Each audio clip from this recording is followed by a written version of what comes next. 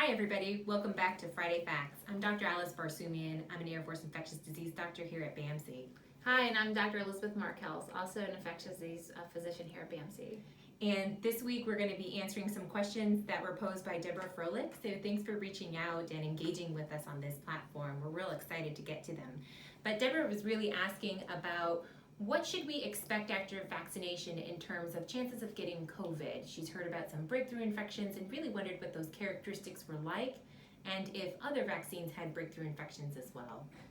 Yeah, that's great. So recently the CDC published data on the infection rates across the United States after vaccination. Yeah, and it's really cool that we have this much data this quickly in the pandemic. When we think about what we were capable of doing and communicating a year and a half ago, we've really just had this exponential growth.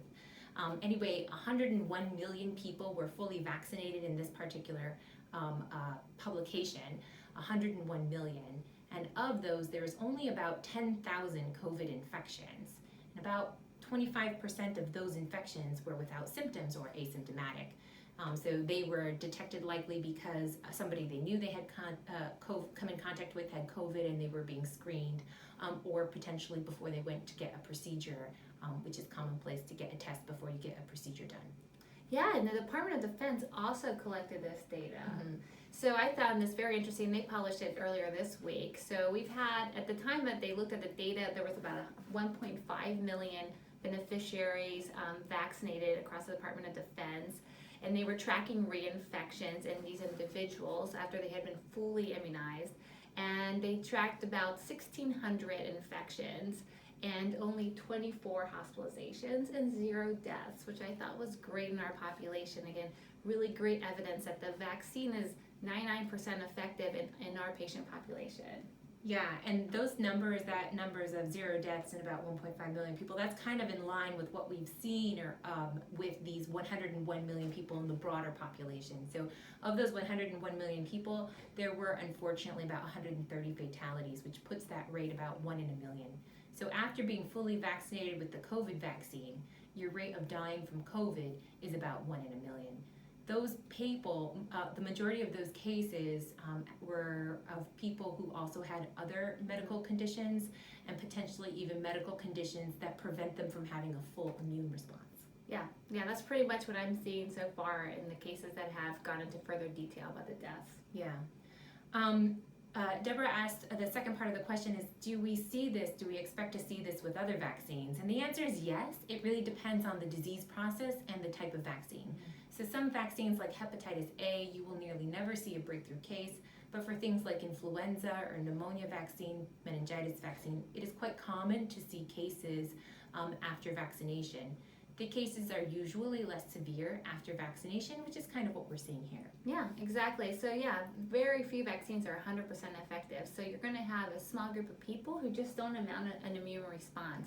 And usually those may go unnoticed. Or if you have a group of people that are cohorted, such as in the military, then you may see some outbreaks in immunized people who haven't responded to the vaccine. Yeah, and the case that we see a lot of that, or from time to time, is mumps. So it's not really a big problem in the greater population, but in the military, from time to time, we see that the mumps vaccine might wear off before the measles or the rubella component of that combination vaccine. And so sometimes we give people booster shots of these vaccinations for mumps vaccines.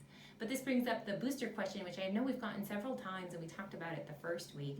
You know, do we anticipate needing a booster for this vaccine? And we don't know for certain, but most of us are suspecting, based on early data and what we know about natural coronavirus infections, that yes, we will be needing occasional intermittent boosters of the COVID-19 vaccine. Yeah, so that's what I anticipate, but more to come as it's being studied right now. Well, those are all the questions that we had from this week. If you have any additional questions you'd like us to address next Friday, we can certainly do that. But we're headed into a 3-day weekend. What are you planning to do? Oh my goodness, yeah. So we just decided this past week to go visit my brother in Florida. I didn't know that. Yeah, I know. So what are you gonna do? So we're not taking a last minute trip to Florida. I didn't think I'd be surprised on camera. But we are going to go to Blanco, and we're going to do some fishing and I don't know. Fishing, that's great. Whatever fish you catch, just save it for me because I know you don't She like knows fish. I don't like fish. Yeah. My kids don't like eating fish either, so it's gonna be a lot of fish. We hope to go fishing as well. Yeah, you can keep all of those. We will eat it. All right. Well, thanks, guys.